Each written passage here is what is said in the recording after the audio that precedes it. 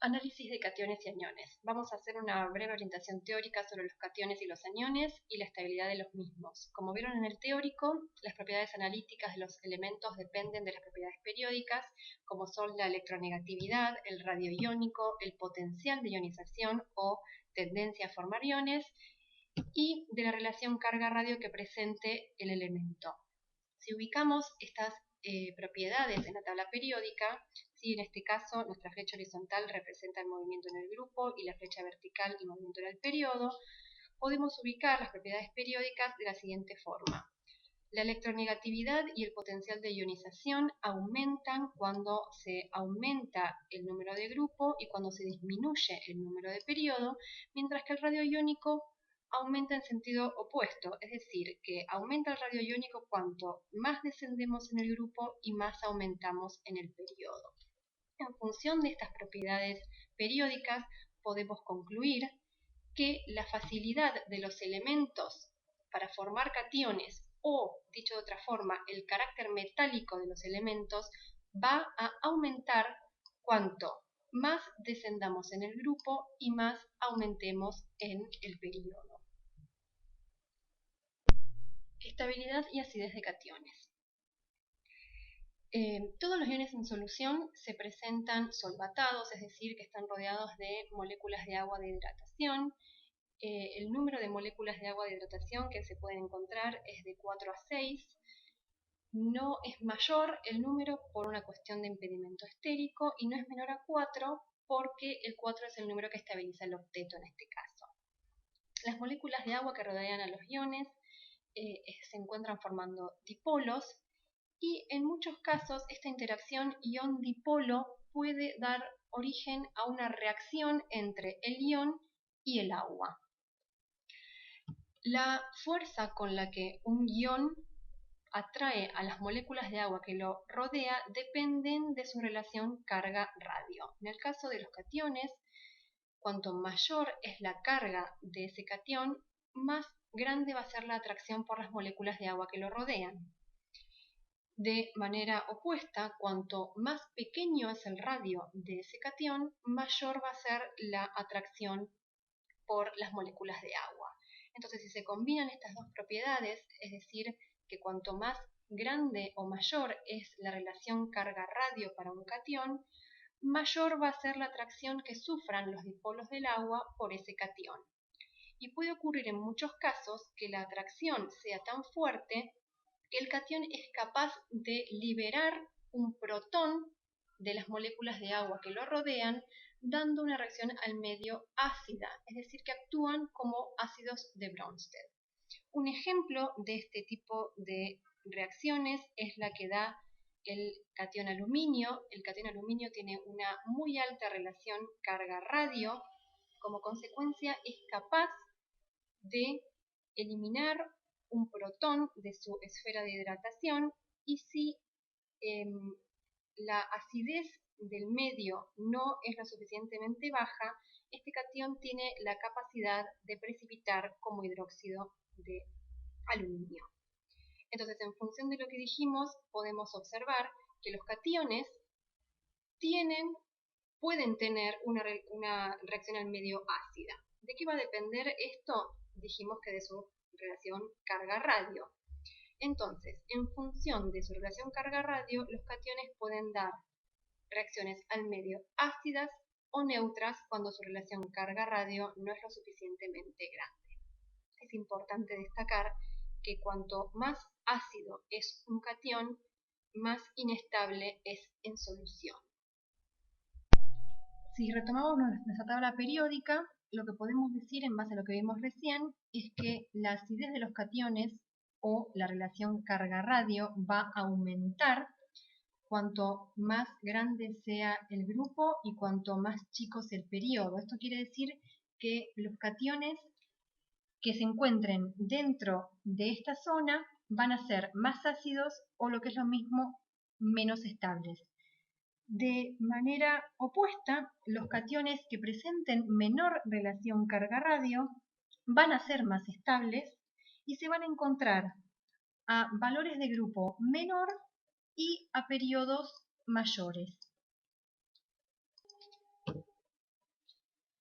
es importante destacar que si un catión es muy ácido, es decir, que tiene una muy alta relación carga-radio, como por ejemplo el aluminio, y existe una muy alta concentración de hidroxilos en el medio, el catión puede transformarse en un anión oxigenado u oxo complejo. Y esto es lo que se conoce como anfoterismo. Y los ejemplos de este tipo de cationes con alta relación carga-radio que pueden formar oxocomplejos son el aluminio, el zinc, el plomo y el cromo 3.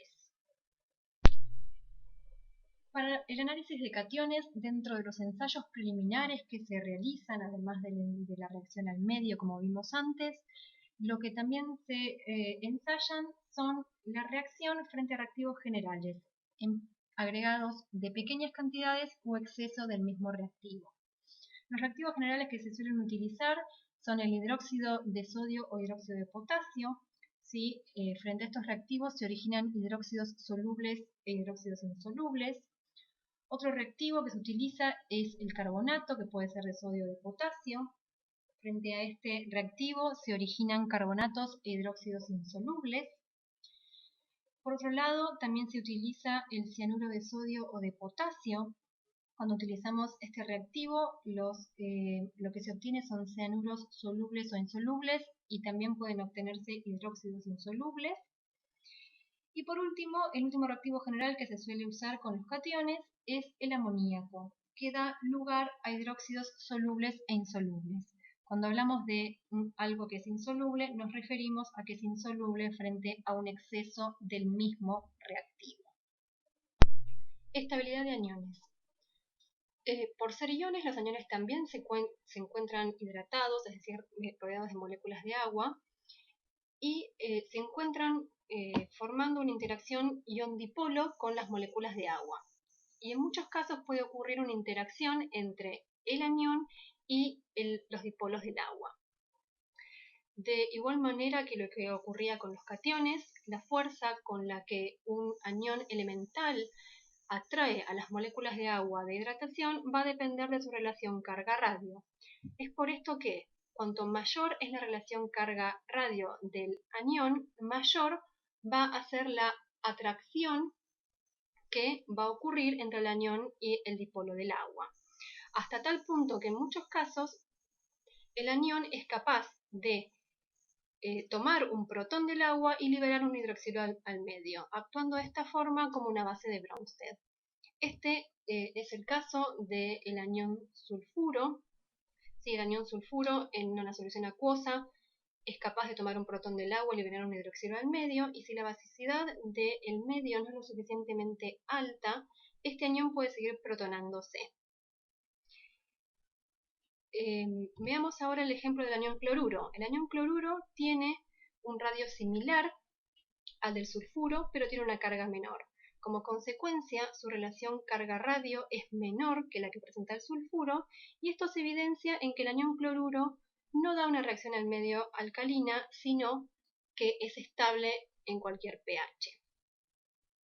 De esto se desprende que los aniones pueden ser básicos o neutros, es decir, que dan reacciones al medio alcalinas o neutras. Y de igual manera que lo que ocurre con los cationes, cuanto más básico es un anión, más inestable es. Si vamos a nuestra tabla periódica, podemos completar, en este caso, la estabilidad de los aniones elementales. ¿Sí? La estabilidad, podemos decir, por un lado, que la basicidad de un anión, ¿sí? Es decir, su relación carga-radio, va a aumentar cuanto más disminuimos en el grupo y cuanto más disminuimos en el periodo, es decir, que la basicidad es equivalente a decir que son más inestables. El caso opuesto, entonces, es que la estabilidad de los aniones elementales va a ser mayor cuanto más subimos en el grupo y cuanto más bajamos en el periodo.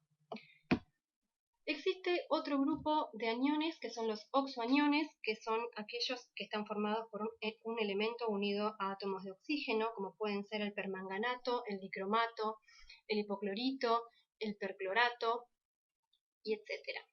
En este caso, la estabilidad de los oxoaniones va a depender de la fuerza con la que los átomos de oxígeno están unidos al elemento.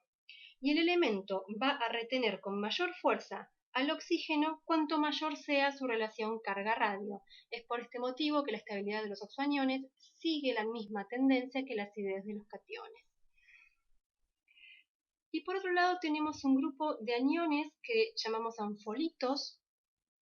Los anfolitos son derivados de ácidos polifuncionales, son bases derivadas de ácidos polifuncionales que tienen la propiedad de poder actuar tanto como base o como ácidos. Y eso va a depender de las constantes que rijan ambos equilibrios. Tenemos el caso del anión bicarbonato, ¿sí? Cuando el bicarbonato se enfrenta a una solución acuosa, puede tomar un protón del agua liberando un hidroxilo al medio, o puede ceder su protón al medio. En el primer caso, la constante que rige el equilibrio de basicidad, este de acá, es la Kb2, mientras que en el segundo caso, la constante que rige este equilibrio es la Ka2. Entonces, en función de los valores de dichas constantes, va a ser el equilibrio que va a prevalecer en solución. Dado que la constante de basicidad 2 es mayor que la constante de acidez 2, esto quiere decir que el bicarbonato va a tender a comportarse como una base. Por otro lado, tenemos el ejemplo del sulfito ácido. El sulfito ácido, de igual forma que el bicarbonato, puede comportarse como una base o como un ácido. Estos equilibrios están regidos también por una constante de acidez y una constante de basicidad, pero a diferencia de lo que ocurre con el bicarbonato, el sulfito ácido presenta una constante de acidez mayor que la constante de basicidad 2. Como consecuencia, en solución va a tender a comportarse como un ácido. Análisis de aniones, ensayos preliminares. De manera similar a lo que ocurre con los cationes, se realizan diferentes ensayos preliminares. En este caso, los reactivos generales que se suelen usar son más bien como para ver o discriminar ciertos grupos de aniones. Los reactivos que se suelen utilizar, por un lado, es el agregado de ácido sulfúrico, y lo que evidencia es la liberación de gases. El agregado de sales de calcio o de bario en medio neutro alcalino o alcalino, y lo que evidencia son aniones que precipitan con estas sales. También el agregado de plata en medio ácido, también pone en evidencia los aniones que precipitan con plata. Y por último tenemos el sistema yoduro-perioduro, ¿sí? El yoduro es este de acá que ya lo conocen, y el perioduro es este de acá, que es la forma soluble del yodo. Y con este sistema lo que se estudia son las capacidades redox de los aniones. Los aniones oxidantes se ponen en evidencia enfrentándolos a una solución de yoduro en medio ácido, mientras que las propiedades de los aniones reductores se ponen en evidencia enfrentándolos a una solución de perioduro en medio alcalino. Bien, para la resolución de los ejercicios de cationes y aniones les recomendamos que estudien las reacciones preliminares que se realizan sobre las muestras, las reglas de solubilidad, las reacciones con los reactivos generales y las reacciones de identificación que se hacen luego, porque todo esto está contenido dentro de los ejercicios que van a resolver a continuación. El contenido que les estamos pidiendo que estudien lo tienen en la guía de trabajos prácticos, ya sea en la parte de la introducción como en los respectivos trabajos prácticos. También tienen las reacciones en los teóricos y, por supuesto, en la bibliografía recomendada. Bien, ahora vamos a pasar a la resolución de los ejercicios. Ya resolvimos el ejercicio 23, que estaba más relacionado con la parte de interferencia y análisis de los ensayos. A partir de ahora vamos a realizar los ejercicios que figuran a continuación, que son el ejercicio 9, el 10, el 21 y el 22, y hay un ejercicio adicional que no está en la guía. Estos ejercicios es separación y análisis de cationes y aniones. Ahora vamos a ir al ejercicio 9. Vamos a resolver entonces el ejercicio 9 de la página 3. El enunciado dice: una solución contiene sodio, cobalto y aluminio. ¿Cómo separa cada catión utilizando reactivos generales justifique su respuesta con la teoría y ecuaciones balanceadas correspondientes. Entonces, dentro de este ejercicio, que es muy simple, hay mucho contenido. Vamos a arrancar primero por qué entendemos por separar. ¿Qué significa separar cada catión? Separar significa que yo parto de mi muestra donde tengo a los tres analitos juntos y mi objetivo final es tener a los tres cationes separados, cada uno en un tubo distinto, ¿sí? Eso significa separar. Y utilizando reactivos generales quiere decir que para separarlos vamos a recurrir a estos reactivos generales: hidróxido de sodio o potasio, amoníaco, carbonato de sodio o de potasio y cianuro de sodio o de potasio.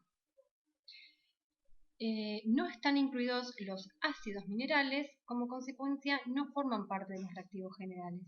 Sin embargo, en muy escasas oportunidades se pueden llegar a utilizar. Pero los reactivos que vamos a usar principalmente son los que acabamos de mencionar. Cuestiones importantes a tener en cuenta. Nosotros necesitamos que los cationes estén cada uno en un tubo distinto. No es necesario que al final del ensayo estén todos disueltos, es decir, estén como cationes libres, pero sí es necesario que al final del ensayo de separación obtengamos compuestos que sean de fácil disolución posterior. ¿Por qué? Porque si bien no lo dice en el enunciado, luego de una separación, ¿sí?, de estos cationes va a venir un ensayo de identificación, es decir, que yo voy a querer identificar al sodio, al cobalto y al aluminio. Como consecuencia, necesito que los productos que yo obtengo de la separación sean productos que sean de fácil disolución para el posterior análisis de la muestra. También es importante destacar que no debe ponerse en ningún momento el catión que después yo voy a querer analizar. ¿Esto qué quiere decir? Por ejemplo, en este ejercicio tenemos sodio como analito, entonces yo como reactivo general no voy a poder usar ninguna sal de sodio. ¿Por qué? Porque yo después voy a querer identificar al sodio, y si yo uso como un reactivo separador alguna de las sales de sodio, voy a estar poniendo al analito en el medio de reacción y la posterior identificación me va a dar un falso positivo, porque yo puse sales de sodio. Entonces, la reacción positiva va a venir de los reactivos generales y no sabemos si va a haber sodio o no presente en la muestra. Y otra cosa muy importante es que en general no se recomienda usar como reactivo separador a un reactivo que, frente a un pequeño agregado del mismo, precipite al ion a separar y que luego este compuesto que se forma sea soluble en exceso del mismo reactivo. Esto ahora lo vamos a ver puntualmente a medida que resolvamos el ejercicio. Vamos a volver sobre estos ítems que acabamos de mencionar. Bueno, entonces partimos de nuestra muestra. ¿Cómo vamos a encarar este ejercicio? Bien, tenemos que ver dentro de los reactivos generales con los que podemos trabajar, cuál o cuáles nos pueden dar luego de la reacción con este, un catión en solución y algún catión precipitado. En este caso, mirando las reacciones que ocurren con los reactivos generales, yo decidí utilizar carbonato. Entonces, decidí utilizar carbonato de potasio. ¿Por qué carbonato de potasio y no carbonato de sodio? Por lo que dijimos antes, no se puede usar un reactivo general que contenga dentro de su composición a un catión que forme parte de la muestra. Es decir, no puedo usar carbonato de sodio porque estaría agregando el analito a la muestra. Entonces, yo elegí usar carbonato de potasio. ¿Qué ocurre cuando uno hace reaccionar a esta muestra con carbonato de potasio? Sabemos que el sodio no va a reaccionar, como consecuencia me va a quedar en el sobrenadante. Algo que no les dije es que uno agrega el reactivo precipitante, que en este caso es el carbonato de potasio, y lo que hace después es centrifugar para separar el sobrenadante de un precipitado y se lava para asegurarnos que quede limpio el precipitado. Entonces, de lo que nos queda en el precipitado, ¿qué va a hacer? Nos va a quedar el carbonato básico de cobalto, porque el cobalto precipita con el carbonato dando carbonatos básicos, y también nos va a quedar precipitado el aluminio como hidróxido de aluminio. ¿Sí? Bien, entonces, de esta forma ya logramos separar uno de los tres cationes, es decir, que logramos tener en un tubo al sodio libre en solución. ¿Qué hubiera pasado si hubiéramos elegido usar hidróxido de potasio en este caso? Si van a las reacciones que ocurren entre los cationes y el hidróxido y las soluciones de hidróxido, van a notar que el sodio no hubiera reaccionado, es decir, que nos hubiera quedado en el sobrenadante. El cobalto hubiera quedado precipitado como hidróxido de cobalto. Y el aluminio, ¿qué pasa con el aluminio? El aluminio genera hidróxidos anfóteros, es decir, que inicialmente va a precipitar como hidróxido de aluminio, pero también va a poder solubilizarse ante un exceso de hidróxido de potasio. Entonces, uno pensaría inicialmente que digo, bueno, le pongo poca cantidad de hidróxido de potasio, entonces precipito el hidróxido de aluminio. Bien, eso es lo que decía el tercer ítem que discutimos en la diapositiva anterior, que no es conveniente agregar un reactivo que frente a poca cantidad precipite a mi analito, pero ante un exceso del mismo me lo solubilice. ¿Por qué? Porque yo no sé cuán poca cantidad es poco. Yo no sé cuánto aluminio tengo. Como consecuencia, si yo le estoy agregando hidróxido de potasio a la solución, es probable que precipite al aluminio como hidróxido, pero tal vez haya ya una porción del mismo que se solubilice como aluminato. Entonces pase a formar parte del sobrenadante y yo pierda parte de mi analito en este caso. ¿Se entiende? Entonces, no es conveniente utilizar el hidróxido de potasio porque no voy a conseguir una precipitación completa del hidróxido de aluminio. Algo similar ocurriría si yo utilizara amoníaco como reactivo separador. ¿Qué pasa con el amoníaco como reactivo separador? Nuevamente, en el sobrenadante nos va a quedar el sodio porque no va a reaccionar. El aluminio va a precipitar como hidróxido de aluminio. ¿Y qué va a pasar con el cobalto? El cobalto inicialmente va a precipitar como hidróxido de cobalto, pero ante un exceso de amoníaco lo que va a hacer es formar un complejo amoniacal y se va a disolver. Entonces, lo mismo de antes, no es conveniente agregar amoníaco porque yo no sé qué cantidad de cobalto tengo y no sé cuánto es poco amoníaco. Como consecuencia, es probable que yo pueda precipitar al cobalto como hidróxido de cobalto, pero también parte del mismo se solubilice por formación de un complejo amoniacal. Bien, entonces vamos a ver cuáles son las reacciones que ocurren con el carbonato de potasio. Dijimos que el sodio no reacciona, con lo cual queda en el sobrenadante, entonces lo podemos separar en un tubo aparte, y en el precipitado nos queda entonces el cobalto. Por un lado vamos a plantear la disociación del carbonato de potasio y después vamos a plantear la formación del carbonato básico de cobalto. Bien, es un carbonato básico, es un precipitado de color rojo pálido. Se llaman carbonatos básicos porque dentro de su composición, como pueden ver más abajo, incluyen moléculas de hidroxilo, ¿sí? Porque ocurren en medio alcalino. Como consecuencia, su estructura a veces no puede ser tan definida, en este caso sí, pero bueno, se llaman carbonatos básicos. Es suficiente con poner que es carbonato básico de cobalto. Por otro lado, la otra reacción que ocurre es con el aluminio, ¿sí? Nuevamente planteamos la disociación del carbonato y en este caso recordemos que el aluminio es un catión ácido, ¿sí? Y cuando un catión ácido se enfrenta a una base débil como es el carbonato, las reacciones que vamos a plantear son las de acidez del catión, es decir, que vamos a plantear que el catión se hidroliza, ¿sí? Por su propia acidez, liberando un protón al medio, y es este protón el que es tomado por el carbonato, que es el reactivo general, para formar bicarbonato. De esta forma, el aluminio empieza a perder, ¿sí? Moléculas de hidratación y empieza a ganar en su estructura moléculas de hidroxilo, hasta, ¿sí? Formar finalmente el hidróxido de aluminio, que es un precipitado de color blanco. Entonces, como dijimos antes, en este caso estamos planteando las reacciones para un catión ácido, se plantean las hidrólisis ácidas, ¿sí? Si al catión ácido lo hubiéramos enfrentado a una base fuerte, lo que se plantea es el ataque de la base fuerte hacia el catión, es decir, que no planteamos la hidrólisis ácida.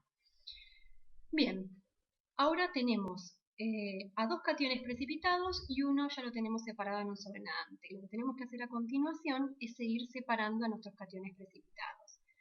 Dentro de las opciones con las que seguimos contando son los reactivos generales que vimos antes. Yo en este caso elegí ponerle hidróxido de potasio a continuación. Podría haber elegido hidróxido de sodio porque ya no tengo sodio en el ensayo, pero para seguir una misma línea no vamos a agregar el sodio, así que seguimos con las sales de potasio. Nuevamente, luego de agregar el reactivo separador, que es el precipitante, que es el hidróxido de potasio, hacemos una centrifugación y un lavado de ese precipitado para asegurarnos que quedó limpio. Entonces, ¿qué es lo que va a ocurrir? Por un lado vamos a tener el sobrenadante que vamos a encontrar al tetrahidroxoaluminato y por otro lado en el precipitado vamos a seguir teniendo carbonato básico de cobalto. Vamos a ver cuáles son las reacciones que ocurren en este caso. Bien, continuando con la resolución del ejercicio 9, recordemos que teníamos un tubo en el cual teníamos dos precipitados. Uno era el carbonato básico de cobalto y el otro era el el hidróxido de aluminio. Entonces, a ese tubo le agregábamos hidróxido de potasio y obteníamos, por un lado, al tetrahidroxoaluminato en el sobrenadante y seguíamos teniendo el carbonato básico de cobalto en el precipitado. Vamos a ver cuáles son las reacciones. Recordemos que ya partimos de los compuestos precipitados. Como consecuencia, no es necesario volver a plantear todas las reacciones de precipitación que sufren, sino que partimos directamente de los compuestos precipitados. En el caso del aluminio, planteamos la disociación del hidróxido de potasio, ¿sí? Y tenemos dos alternativas para generar el tetrahidroxoaluminato. Por un lado, podemos plantear que el hidroxilo ataca al hidróxido de aluminio que está hidratado, generando el tetrahidroxoaluminato, que es un complejo incoloro y es soluble por presentar una carga negativa, o simplemente podemos poner el hidróxido de aluminio sin las moléculas de agua al hidroxilo proveniente del hidróxido de potasio y al tetrahidroxoaluminato. Entonces, de esta forma obtenemos en el sobrenadante de manera soluble al aluminio como tetrahidroxoaluminato y logramos separarlo del precipitado. Con respecto al cobalto, nuevamente planteamos la disociación del hidróxido de potasio, pero en este caso, como ya el carbonato básico de cobalto es una base, no va a reaccionar o no va a seguir reaccionando con el agregado de hidróxido, con lo cual el precipitado no va a cambiar ni su composición ni su solubilidad.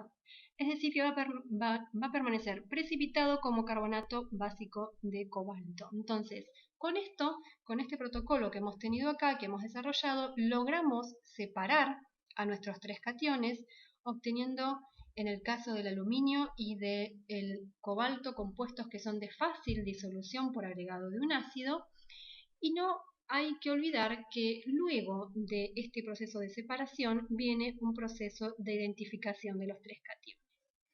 Entonces, lo que les propongo que hagan a continuación es que ustedes propongan un procedimiento alternativo al planteado o que dentro del procedimiento planteado propongan alguna modificación. Y eso es todo con este ejercicio.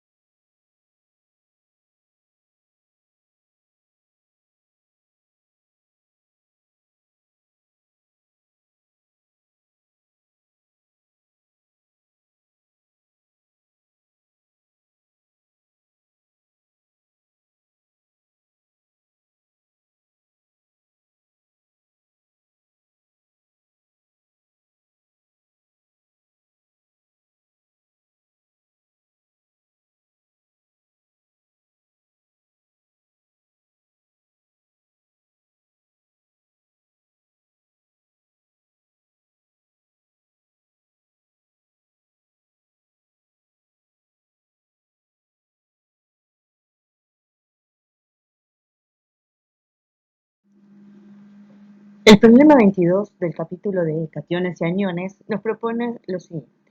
Para analizar una muestra sólida de nitrato de calcio, se realizaron los siguientes ensayos sobre alícuotas de muestra disueltas en agua.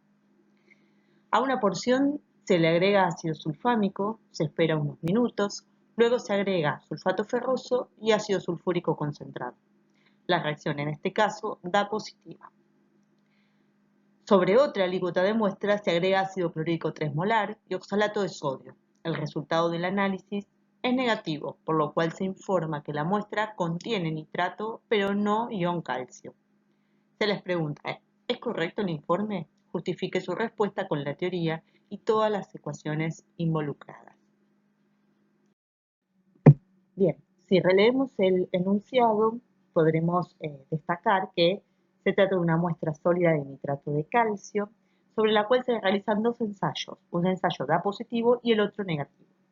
El primer ensayo consiste en el agregado de ácido sulfámico y luego de unos minutos se agrega sulfato ferroso y ácido sulfúrico concentrado. Este es el ensayo positivo. Mientras que por otra parte se toma otra alícuota de muestra, se disuelve en agua y se le agrega ácido clorhídrico 3 molar y oxalato de sodio. En este caso el resultado fue negativo. Se les pregunta si es correcto informar que la muestra tiene nitrato pero no ion calcio. Bien, entonces para resolver el problema lo que vamos a hacer en primer lugar es plantear las ecuaciones químicas. Nitrato de calcio es una sal completamente soluble en agua, por lo cual escribimos su ecuación química con simple flecha. De acuerdo con las reglas de solubilidad, todos los acetatos, cloratos, nitratos, nitritos y percloratos son solubles en agua, excepto los acetatos de plata, de mercurio, nitrito de plata, clorato de bismuto y perclorato de potasio, que son parcialmente solubles. De acuerdo con esto, bueno, nuestra sal, nitrato de calcio, es completamente soluble en agua. El primer ensayo, aquel que dio positivo, ¿sí?, consiste en la identificación de nitratos. Sabemos que para la identificación de nitrato es necesario eliminar los posibles interferentes que son los nitritos, ya que estos mismos también dan las mismas reacciones que los nitratos. Por lo cual se procede al agregado de ácido sulfámico con el objetivo de eliminar posible interferencia, justamente la presencia de nitrito, mediante la siguiente reacción. De esta manera se deja en condiciones la muestra para proceder a la identificación inequívoca de nitrato. La identificación de nitrato que se lleva adelante en este ensayo es la que es conocida como reacción del anillo pardo, la cual consiste en el agregado de una solución de sulfato ferroso saturada y ácido sulfúrico concentrado. Ocurre una reacción de tipo de óxido-reducción entre el catión ferroso y los nitratos presentes, de manera que queda un exceso de catión ferroso y monóxido de nitrógeno que se forma, lo cual da o concluye en la formación de un complejo de color pardo. La presencia de este complejo de color pardo, que se observa como un anillo, ya que el tubo se inclina a 45 grados para el agregado gota a gota de ácido sulfúrico, es indicativo de presencia de nitrato. Es el resultado positivo de la reacción. Bien, una vez identificado el anión nitrato, sobre una segunda alícuota se realiza un segundo ensayo, que es la identificación de calcio, para lo cual se procede al agregado de ácido clorhídrico 3 molar y oxalato de sodio. Sin embargo, esta reacción dio negativa, no se observan cambios, lo cual hace pensar en la ausencia de calcio. Sin embargo, debemos pensar si esta conclusión es correcta, ya que al tener oxalato, ¿sí?, que es el encargado de reaccionar justamente con calcio para dar un precipitado blanco de oxalato de calcio, al ser una base conjugada en un ácido débil y al estar en un medio fuertemente ácido, el equilibrio va a estar desfavorecido hacia la formación del precipitado de oxalato de calcio. En lugar, ¿sí?, de ver esta reacción, lo que vamos a observar es justamente la protonación del oxalato y la formación de oxalato ácido cubo ácido oxálico. De modo que, dado que la reacción de identificación de calcio requiere tener oxalato dibásico, ¿sí?, es necesario que esta reacción se realice en determinadas condiciones de pH, como es el pH 4, ¿sí?, donde además de favorecer la formación del precipitado de oxalato de calcio, se evitan posibles interferentes como el oxalato de bario y de estroncio. De modo que, volviendo a la pregunta si es correcta esta conclusión, debemos decir que la conclusión a la cual arribó el analista es errónea, ya que debe repetir el ensayo ajustando las condiciones de pH. Es un error haber agregado ácido clorhídrico, sino que más bien la reacción requiere un medio ligeramente ácido dado por un buffer pH 4.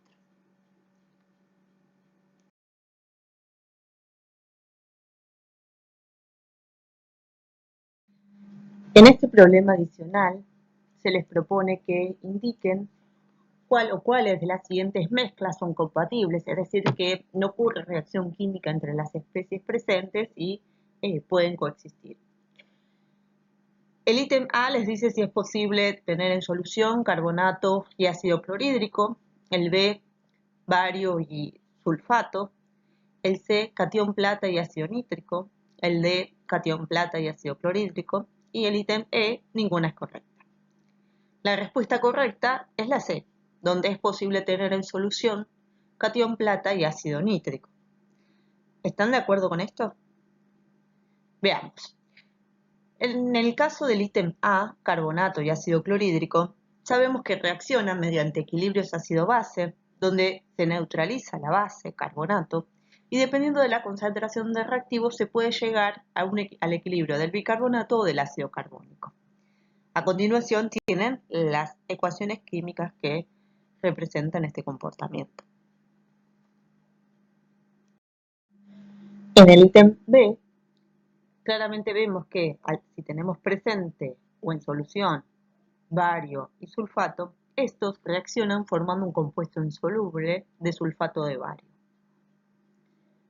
El ítem C nos dice que es posible tener catión plata y ácido nítrico, son compatibles y no hay reacción entre ellos, y por el contrario encontramos tanto a los cationes plata como a los aniones nitratos en solución en un medio ácido. En el caso del ítem D, sabemos que el catión plata en un medio de ácido clorhídrico precipita, dando como resultado un precipitado blanco de cloruro de plata, por lo cual son incompatibles. Les recordamos que la bibliografía para poder llevar adelante la resolución de los ejercicios del capítulo 2 de cationes y aniones es básicamente el libro Burriel-Martí, que es una edición que pueden encontrar en bibliotecas o en medios digitales, los teóricos correspondientes a este tema y fundamentalmente la guía de trabajos prácticos donde para cada uno de estos ítems tienen un capítulo. El capítulo de cationes y el capítulo de aniones con mucho detalle, con mucha ejemplificación y con buenas aclaraciones incluso de lo que tienen que hacer en trabajo práctico.